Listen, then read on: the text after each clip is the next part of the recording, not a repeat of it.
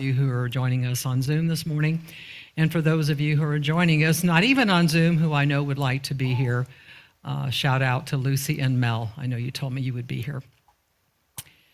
I want to take a moment actually to just go into a quiet space, because what happened at Appalachia is a reflection, as we know, of a consciousness that's very prevalent now more than ever, and that consciousness has always been at times. That's my personal feeling about that.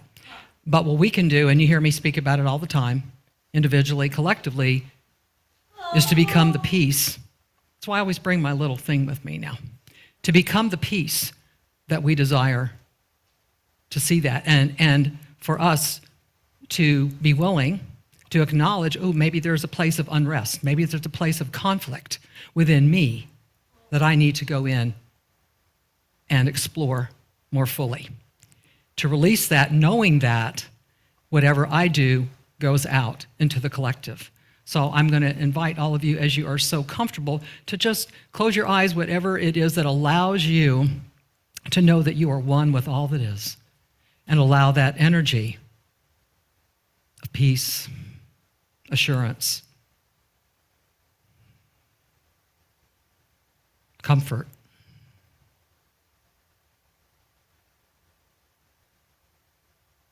remembrance of knowing our true nature is love.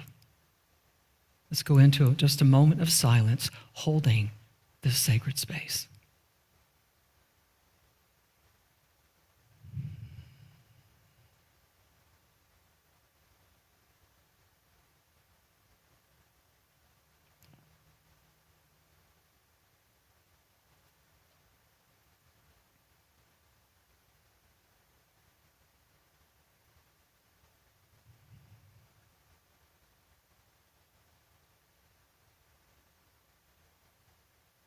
We are grateful for the moments when we can simply breathe and know that God is breathing us, and to find comfort, strength, and courage, remembering that we are one with all that is, and so it is.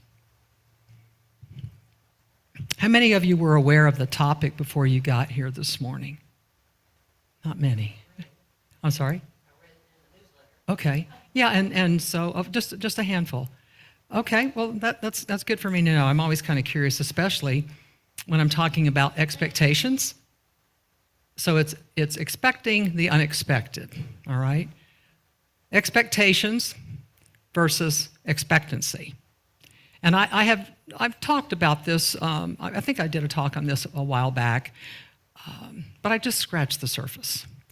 And what I'm going to do this morning, because the way things have evolved, I was only supposed to be speaking in October, and now I'm speaking here twice this month. I'll be back here in 2 weeks. And as I was, I have all the pieces and sort of putting the talk together, it's such an expansive, complex topic that I was like, oh, we at least need to make this a two-parter. In fact, when I sent my info to Cindy, I did not put part one on there. It was as I was putting it together, I went, whoa, there is no way to address this in one talk. And chances are it might evolve into a trifecta, might be a three-parter, okay? It just really depends on what I'm guided to share and to offer. When you woke up this morning, did you have an expectation about your day? Okay. Some of you say, yeah, I don't really think that much about it. I just got up and did what I normally do, right? Whatever that is. So with that expectation, were you aware of how that felt to you? Okay. Did you have a sense of expectancy? I love that look. I'm not so sure what that means, okay?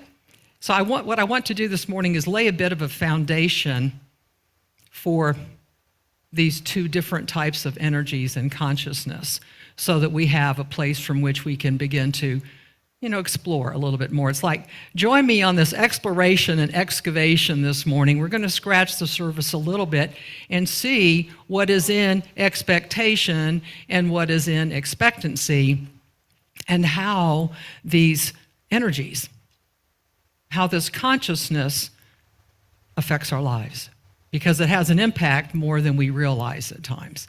And you know me well enough to know I'm all about mindfulness, being aware of, and I will use Appalachia as an example. When that happened, something perhaps was happening within you, your response to it, your reaction to it, because I would venture to say that folks that went to school that morning had an expectation when they dropped their kids off, or when the kids went there, they would have a school day, that would be of learning and whatever it was for them. Certainly not what took place. Okay? And how many times have you heard me say, you're going along with life and doing what you're doing, and all of a sudden, wham, something happens. Not quite what I expected. Now, what do I do?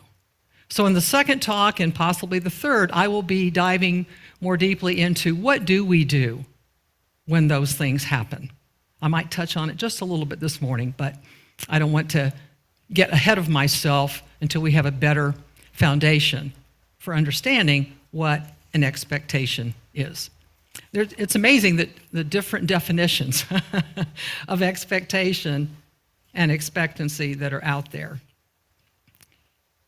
One says, expectation, a strong belief that something will happen or be the case in the future. Okay.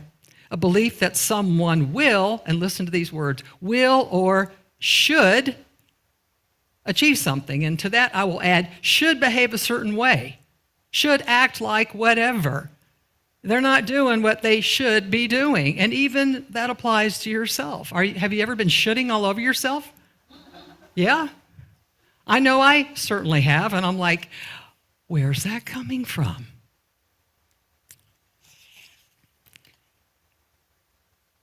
Let me go into another little part here.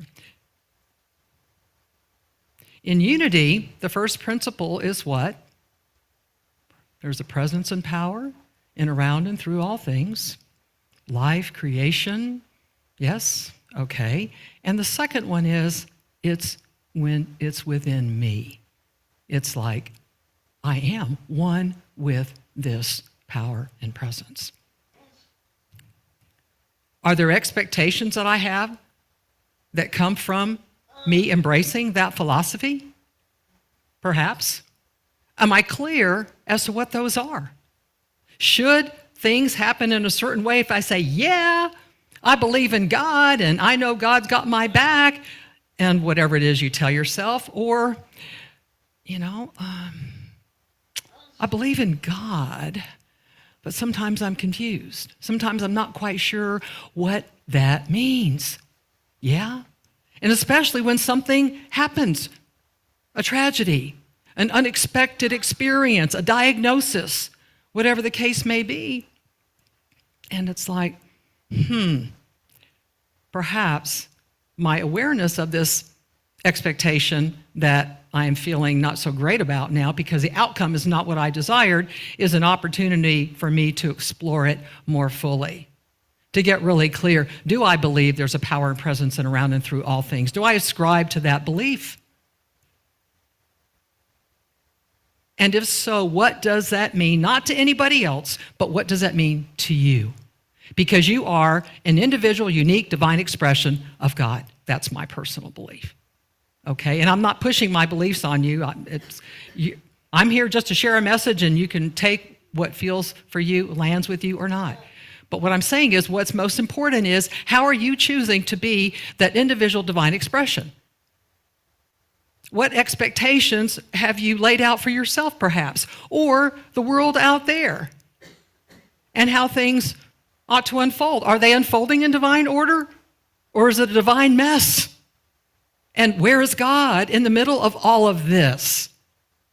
Because I'm sure when that happened and when things continue to happen as they do, people go, well, where's God in the middle of all this?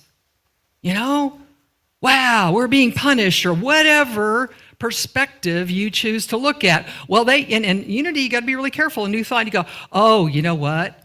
Some of those people, they probably attracted it because they were probably thinking something, and, oh, they drew it to them. Don't even get me started with that one, okay? Because the unity principle is also what? Thoughts held in mind produce after their kind, right? But you need to be what? Again, crystal clear as to how you hold that principle, right? You can get really caught up in the law of attraction, and I think it was abused and misused and misunderstood. So what I'm laying in this foundation, I can see all of you, we're out here digging and laying a foundation this morning on expectations and expectancy. So as you're doing this with me, again, get very clear where you are with this. Because that is the consciousness from which you are going to live your life, the consciousness from which you are going to experience life, and the energy that you are going to put out there in the world and beyond. Something saying, I probably need to tell Reverend Danny I need to do a workshop on this one day. Who knows? This beautiful quote I love, and I put it on the post for the talk. Peace begins when expectation ends. I just love that. And you might go, well, really? How could that be? What's a part of an expectation? Oh, I have an attachment to the outcome. Those doggone attachments, geez, I'm attached to the outcome. I'm invested in it. Again, when you find yourself feeling that way or noticing that's where you're at in your spiritual practice right now, which I hope you have, do you catch it and say, I need to take a closer look at this. I need to do some inner work and go in and see what's there. And perhaps it's time to clear it out. And I'm just saying fall is the most perfect time to clear it out because the season of the year is about what? Shedding. Not shooting, shedding, yes. Be clear, be clear. Releasing, yeah?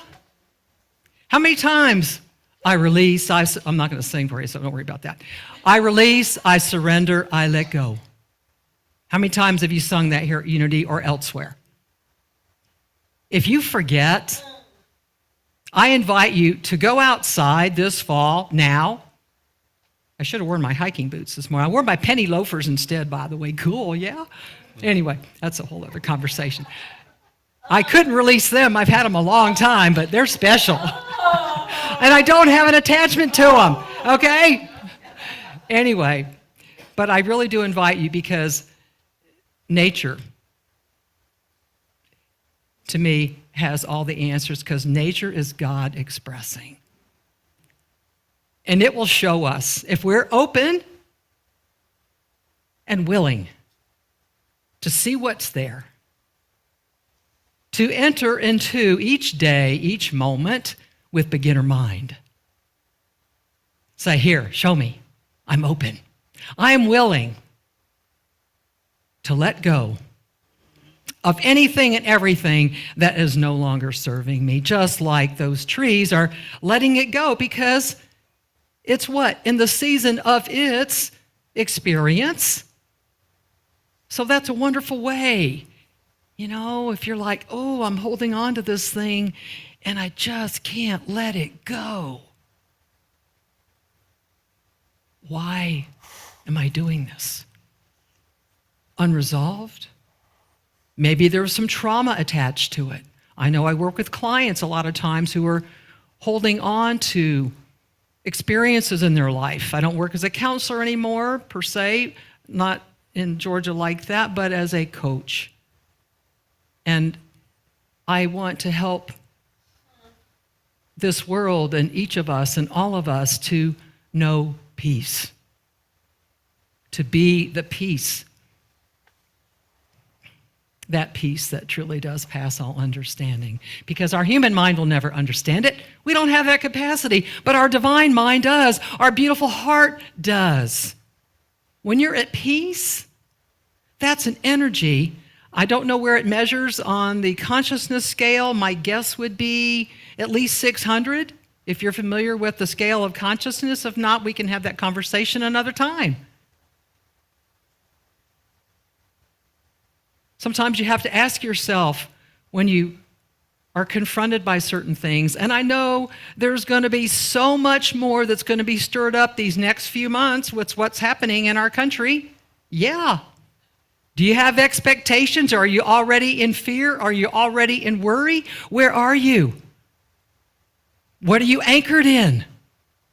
Expectation is often anchored in an energy of fear, worry, doubt, dense energy. There is no flow in that space. But expectancy is different. Expectancy is about a prosperous consciousness. Am I willing to trust and know that no matter what I see out there, no matter what is going on, God is in the middle of it, everywhere present. Or maybe I've tossed that principle aside. And if you have, that's okay. There's no judgment here. Trust me. Many times I've tossed that principle. I've tossed them all aside. I've tossed God aside many times, going, excuse me, WTF.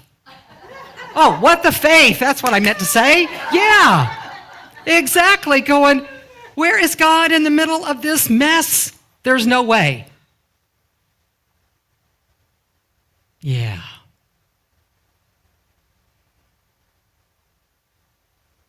So it's all about you, really.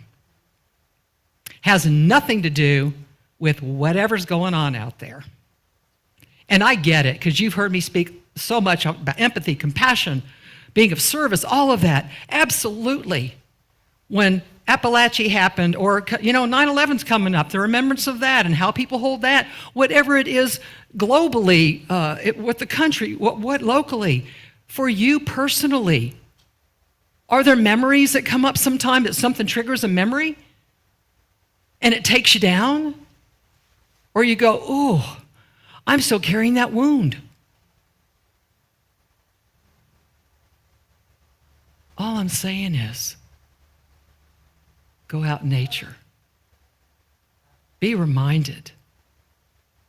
It's okay to let it go. It can be scary, you better believe it, because you know what? When you hold on to it for so long, it's like, oh, if I let it go, oh, what's it? You know what? If I let it go, well, I'll tell myself I'm in control, but I know I'm really not, or am I? And I get so confused. If I let it go, I might feel even better.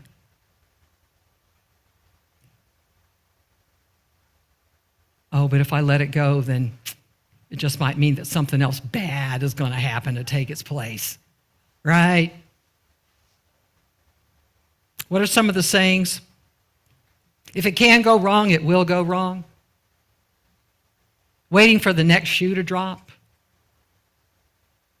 Oh, I'm afraid to feel good, because as soon as I feel good, oh, the universe is going to come after me because I'm feeling too good. You know the stories that we tell ourselves. We can conjure up all kinds of stuff. That's what our humanity is all about, when we are being this beautiful soul having our human experience.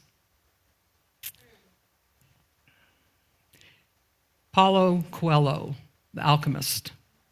Just because it's not what you were expecting doesn't mean it's not everything you need right now. Just feel into that for a moment. Let me say that again, because I just love this one. I wish I knew this several years back when I was dealing with stuff. I'm like, oh my gosh. Just because it's not what you were expecting doesn't mean it's not everything you need right now. The law of, this is so cool researching this talk. The law of unseen grace. The law of unseen grace says that you will always get what you need, which might not always be what you want. That's basically what that quote is.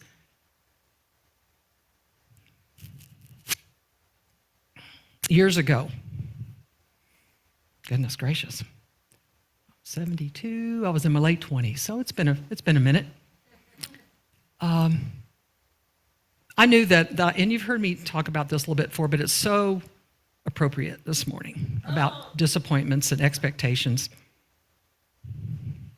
And I share these things sometimes with all of you personally because I want my messages to be relatable.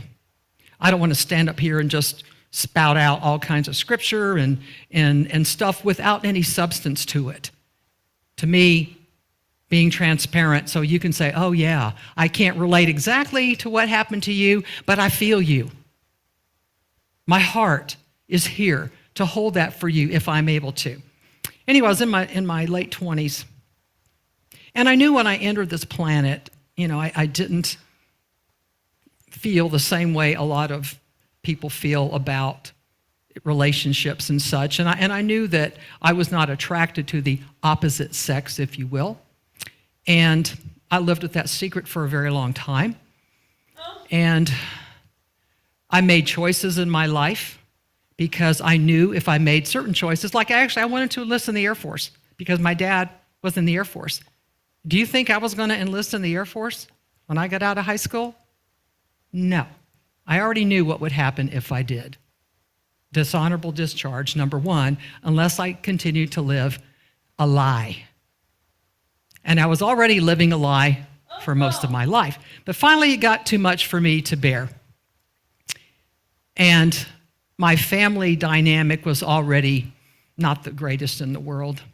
But I thought, I can no longer take the pressure of my family and constant questions and their expectations of me because, didn't your parents have an expectation of you?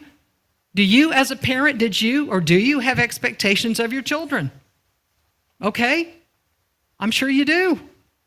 And the more aware you are, if that's confining for them or allowing them to grow, that's really important. Can you honor them and what?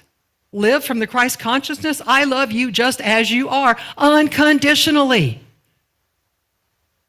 That's a biggie. I just got God bumps when I said that. Wow. But that was not something my family was able to do because when I shared, and I was so scared. Oh my God, you have no idea. And I suspected they already knew, but just to say it, did I have hope? A little. Did I feel like it was a possibility? I didn't even have any of this stuff to help me back then. I was just flying by the seat of my pants, doing the best I could, living in total fear for 20-something years of my life. And so when I shared, this is me and such, it was not good. It wasn't good at all. In fact, one of my family relationships, we were estranged for 25 years. And even with friends that were some of my best friends in high school, when they found out, poof, gone. So you can look at your disappointments. You can look at your heart being broken. You can look at all of these things that don't feel so good in the human experience and say, oh, wow, I guess it's another growth opportunity, right? Oh, I'm being stretched. Oh, this is not the kind of spiritual yoga I had in mind. This doesn't feel good because it's not very gentle. It hurts. It hurts. But, like in resistance training, though, I was a personal trainer for years. When you work those muscles, the analogy is you're breaking down muscle fibers, and it's going to be what? Sore the next day, lactic acid shows up. So when you're being stretched spiritually, chances are it's not going to feel so good unless you can say, wow, I really like this. This feels awful. I love it. Bring it on. And sometimes, you get to the point where you say, okay, and this is it. I surrender. No more resistance. I surrender. I'm going to be like the tree. I'm going to let it go. The choice is mine. The choice is yours.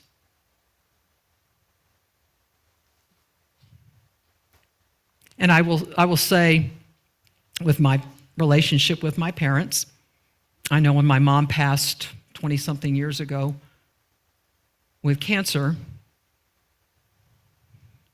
I know she was still not okay with who I was. But my mom, I will tell you, I've spoken about her on Mother's Day before.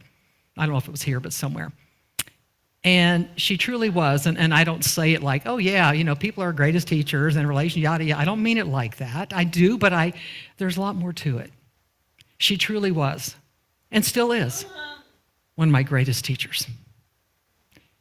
And when I got to a place in my life to where I could step back and had the capacity, the emotional intelligence, EQ, spiritual intelligence, and maturity to step back. I'd have my heart glasses on right now, but I didn't bring them. And to see my mom through the eyes of love, yeah, I could step back and go, wow, you know what? She was doing the best she could all the time with what she had, because her life, incredible in terms of what she dealt with her family fleeing communist Russia after the Bolshevik Revolution, fleeing into China to get away, and my mom being born in China, Manchuria, in 1923, and visiting a friend in another part of China, and the Japanese occupied China, and my mom and her sister was with her. There were 9 kids total, but the 2 of them went. They had to make a choice to stay where they were or go back. They stayed where they were, and she never saw any of her family again. Never knew what happened to any of them, okay? Do you think my mom was heartbroken? So as a child, I witnessed, and I didn't know what it was. How could I? A woman in total grief and depression.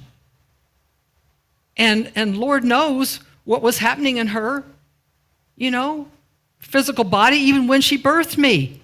There's so much research now that shows what's passed on. I won't even get into that. That's a whole other conversation. I'm just saying. A lot of research about this, and ancestral and all of that. But genetically, what we can be, given and not even know. So in the middle of this journey we call life, with all of the expectations that we have of other people, even people that are very visible out there right now that you're going, WTH. I'm just saying, stop yourself in that moment. Am I going to criticize? Am I going to blame? Am I going to judge? Where am I going to come from right now? And when I was in the Baptist thing, playing that game for a while, I don't mean it disrespectfully, but I played it for a while because I kind of had to. WWJD, and I don't mean what would Jeanie do? What would Jesus do? Yeah? But I do go, what would Jeanie do here? Yeah. What would Jeanie do expressing as the Christ, right? You got to ask yourself, what am I going to do with all of that? How can I make a difference? That's what I talked about, I think, last time was some of this stuff in a different angle. How can I allow all that I am to be that expression? What am I having the opportunity to clear out of my field, so I can hold space, so that I can offer compassion, so that I can remember and look at that person and that person and that person and whatever and say, ooh, I'm looking back. The face of God is looking back at me. There's not a single person out there that God does not love. Does it mean that I am okay with some of their choices and their actions? No, I'm not. So what do I do with it? What do I do with the expectations that I have, of what's going on? And seeing, as some folks would say, our country's going to hell in a handbasket, or the world's going to hell in a whatever we put on that. Be impeccable with your word. Don Miguel Ruiz. What am I speaking out? What am I holding in my heart? What am I holding in my mind? What is in my consciousness, what I love to call, what's my BS, my belief system? What does that contain? Am I willing to go in and do what is mine to do? Clear it out, clean it up. And if I'm not, I'm just saying, no judgment. You are where you are for the reasons that you are. That's my personal spin on that. So it's your choice. Because in New Thought and in unity and all of that, there can be this sense of what I call, okay, be careful. Yeah, sometimes some folks think, I'm just so spiritual, and I've got it all together, and hey, and yeah, that's a whole other talk. So anyway, you know what I'm saying. So just be mindful for yourself. I love you guys so much. And let me just end with a few quotes here, okay? And then we're going to move into a time of meditation. You see why this is definitely a two-parter, if not a three-parter? All right. And I expected you to show up this morning, by the way, and you did. So thank you for that. Thank you for that. Hang on just one second. Let me see here. Okay. Oh, let me just throw this in real quick. When you say the phrase, because I hear people say this, and I do too, but be clear again. When something happens and it's great and it's the outcome you want, you go, God is good. God is so good. What about when it's not what you wanted, not at all even close, and it's awful? Can you say God is good? Not so sure. Lukewarm on that one, huh? Can you say God is good all the time? Every time? Yeah, lukewarm. Just saying. I just thought I'd throw that out there. Just because I haven't brought up anything else this morning. So. Okay, hang on one second. I had some really cool quotes here, and I want to find these for you. Okay. Can you tell I had a whole bunch of information I like to pull from at times. Okay. Well, I pretty much already said this. From Pema Chodron, you familiar with her? A Buddhist? She's very well known. Inner peace begins the moment you choose not to allow another person, event, situation to control your emotions. That's pretty self-explanatory. And I'll close with this one by Rumi. Your love, by your love has made me sure. I am ready to forsake this worldly life and surrender to the magnificence of your being. Oh, did you feel that? Yeah, I'm getting it. All right. Don, please take us into meditation.